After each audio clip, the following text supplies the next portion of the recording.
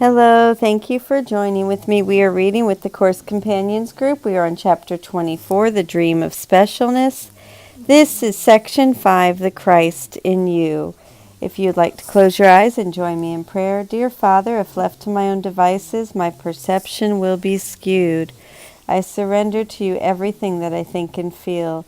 Please take my past, plan my future, send your Spirit to redeem my mind that I might be set free.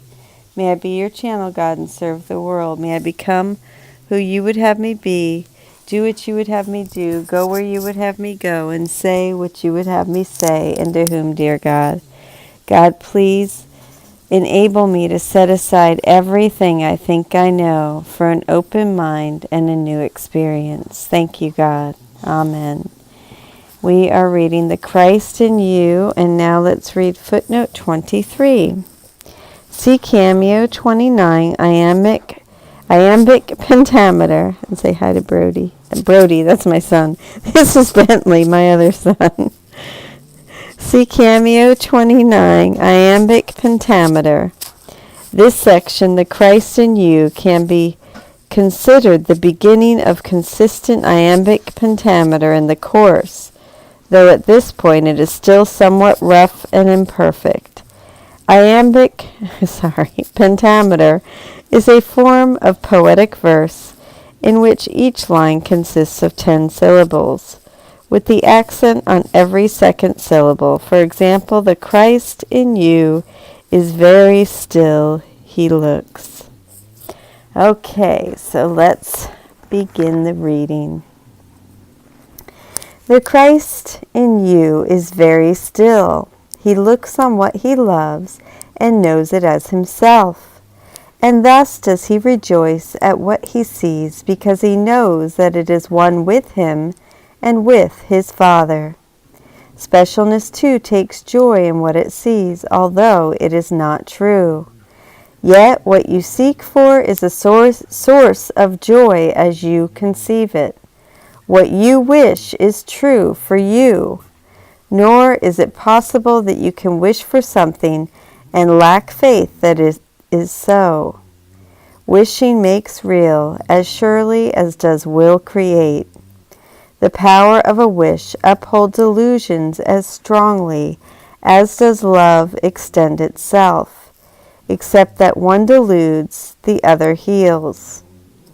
There is no dream of specialness, however hidden or disguised its form, however lovely it may seem to be, however much it delicately offers the hope of peace and the escape from pain, in which you suffer not your condemnation. In dreams, effect and cause are interchanged, for here the maker of the dream believes that what he made is happening to him. He does not realize he picked a thread from here, a scrap from there, and wove a picture out of nothing. For the parts do not belong together, and the whole contributes nothing to the parts to give them meaning. Where could your peace arise but from forgiveness? The Christ in you looks only on the truth and sees no condemnation that could need forgiveness. He is at peace because he sees no sin. Identify with him, and what has he that you have not? He is your eyes, your ears, your hands, your feet. How gentle are the sights he sees, the sounds he hears. How beautiful his hand that holds his brother's, and how lovingly he walks beside him, showing him that what can be seen and heard, and where he will see nothing, and there is no sound to hear. Yet let your specialness direct his way, and you will follow, and both will walk in danger, each intent in the dark forest of the sightless, unlit but by the shifting, tiny gleams that spark an instant from the fireflies of sin, and then go out to lead the other to a nameless precipice and hurl him over it. For what can specialness delight in but to kill? What does it seek for but the sight of death? Where does it lead but to destruction? Yet think not that it looked upon your brothers first, and hated him before it hated you. Footnote 24, John 15:18. If the world hates you, know that it has hated me before it hated you. In this verse, the world hated Jesus before it hated us. The above allusion in the course reverses that. Your specialness did not hate your brother before it hated you. You were the first object of its hate.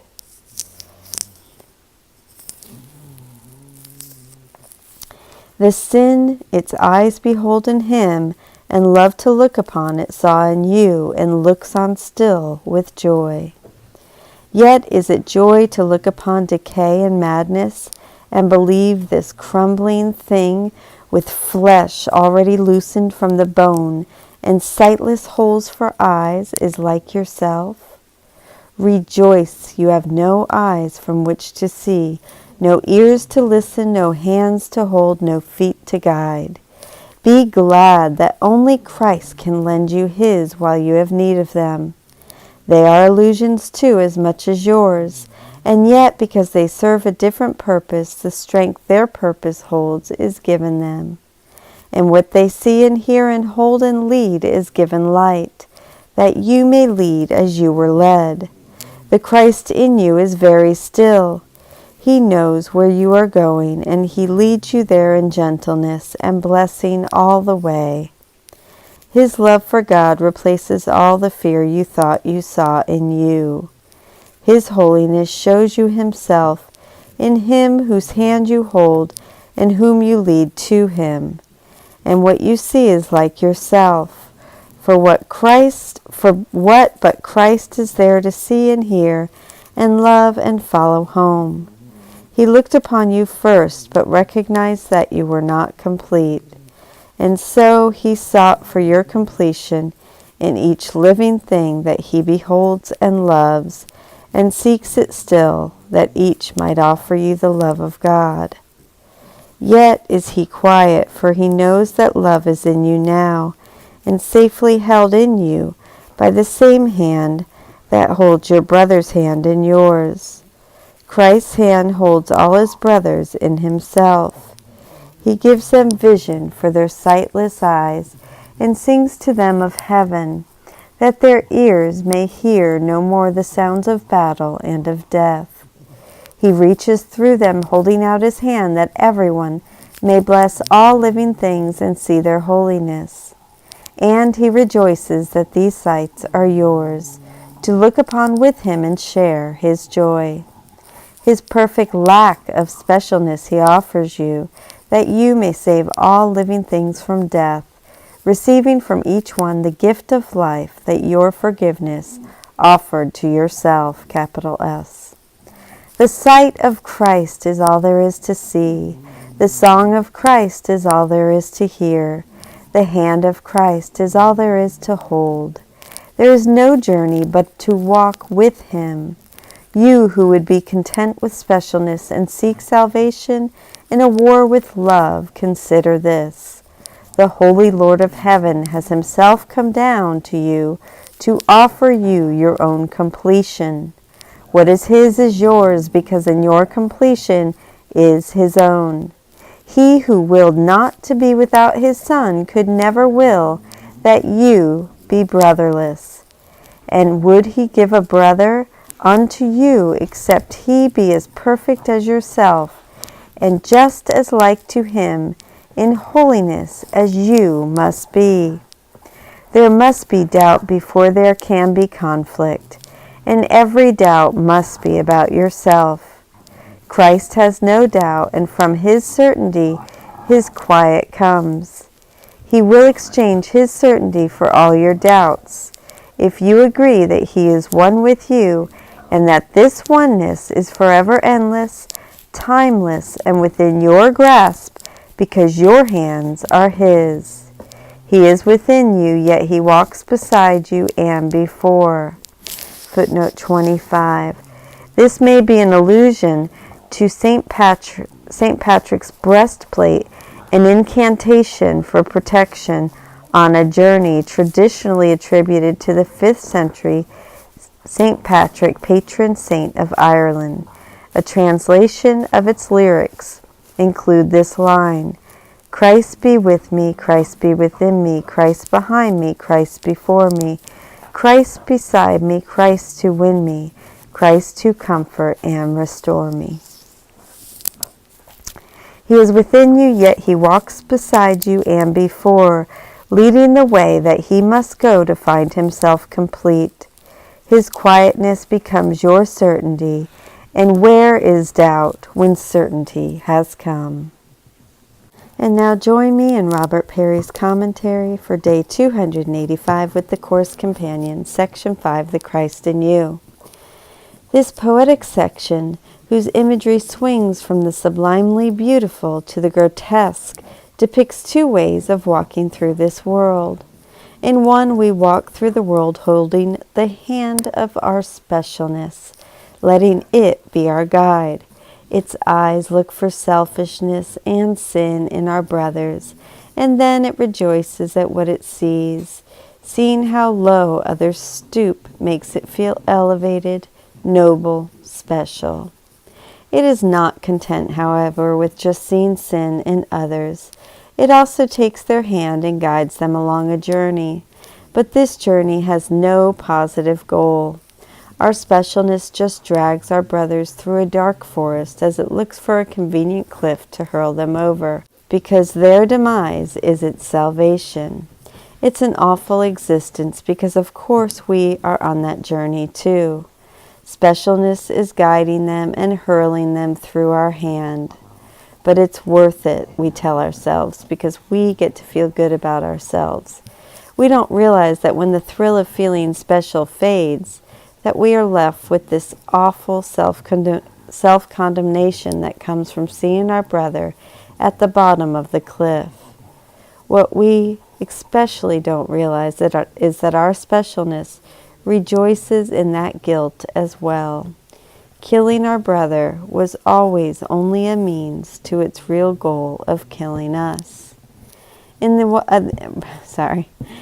other way of walking through the world, we walk with Christ, the divine self we share with everyone.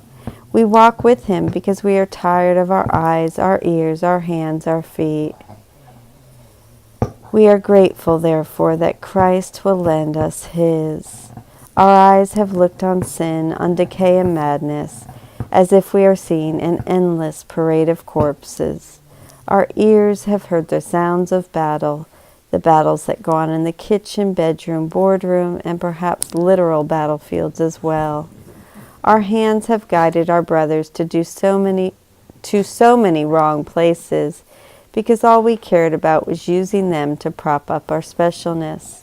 And our feet have traveled on those dark and combative journeys with them. Yet if we step back and let the Christ in us walk through us, our experience will be quite the opposite. Yet if we step back and let the Christ in us walk through us, our experience will be the opposite. With Christ's eyes seeing through us, we will see such purity wherever we look that we can't imagine anything even needing forgiveness. For wherever Christ looks, he sees himself. We will therefore literally love everyone and everything we look upon.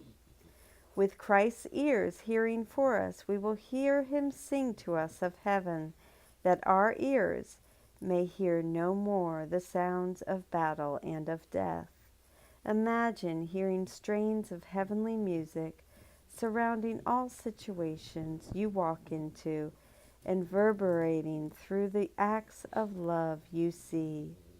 With Christ's hand as our own, we will now reach out to our brothers and bless them, to give to them, not take from them.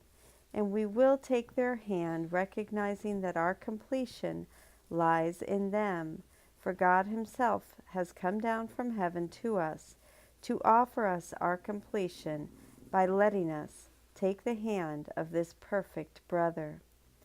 Finally, with Christ's feet as our own, we will lead our brothers on a very different journey. There will be no more frantic crisscrossing through that dark forest, hunting for that nameless precipice. We will lead our brothers along a straight path through a radiant world to our home in God. The refrain that runs through this section is the stillness, the quietness of Christ. Why is he so still? Because he is so certain.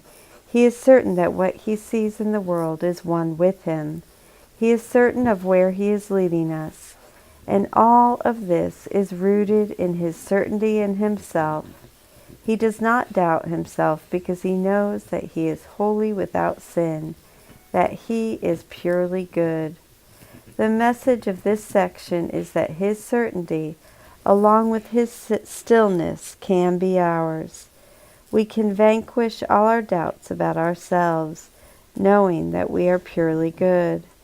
All that we need to do is identify with Christ, choose him as our guide and as our self.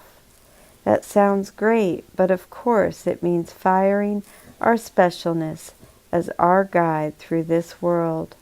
It means identifying with a perfect lack of specialness in ourselves. Are we willing to do that? Thank you so much for joining with me. Day 285, Robert Perry's Commentary, Section 5, The Christ in You. I love you. Thank you.